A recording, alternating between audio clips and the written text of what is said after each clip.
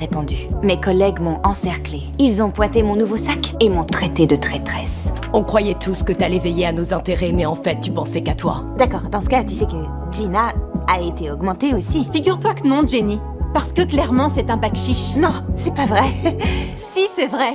T'es une vendue. Ouais. Voyant que j'allais être mise à l'écart, j'ai décidé de jouer le jeu. Je leur ai dit que j'étais proche du patron, que pour les avantages, il fallait passer par moi. Puis j'ai pris cette soi-disant notification d'augmentation et je suis entrée directement dans son bureau. Mon augmentation était un bac chiche. Je croyais que tu étais déjà au courant. Écoute, quand les sous-fifres viennent quémander, je dois leur faire obstacle. Alors ton histoire de prime au mérite, c'était un mensonge pour pas augmenter les autres. J'aurais aussi pu te mentir et ne rien te donner. Mais je te vois comme une amie. Après, je ne sais pas, peut-être que tu as envie de rendre l'argent. Non, j'en ai aucune envie, tête de sgeg. On ne peut pas se parler comme ça quand on est au bureau, d'accord? C'est seulement dehors ces petits surnoms pour rigoler un peu. À cet instant, j'ai compris une chose. Pour lui, tout s'achète avec de l'argent. Mais cette fois, je n'allais pas jouer selon ses règles. Eh les minables, écoutez, j'ai une annonce très importante à faire. T'as encore été augmentée, hein? Non, j'ai réussi à convaincre nos boss de nous offrir un nouveau service.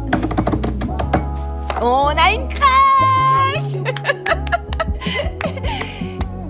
T'es sérieuse, là? Carrément. Et l'ouverture est prévue pour demain. Quand Malcolm est arrivé au bureau et a découvert que son luxueux bureau était devenu une crèche bruyante, il a paniqué.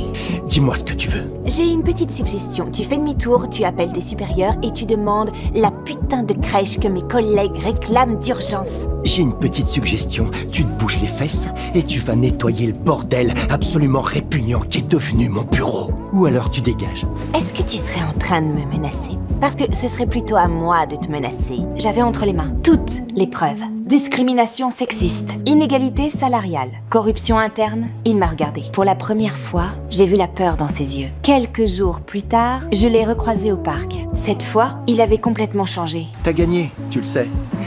Je plaisante pas. Te voir choisir un combat auquel tu tiens et livrer la bataille jusqu'au bout, la plupart des gens en sont incapables. Oui, mais la plupart des gens ne sont pas des psychopathes qui roulent la moitié de leurs employés juste car ils détestent leur maman. Écoute, je sais pas quoi te dire. Je suis désolé. Et alors que je pensais que la guerre était terminée, il s'est soudain approché de moi.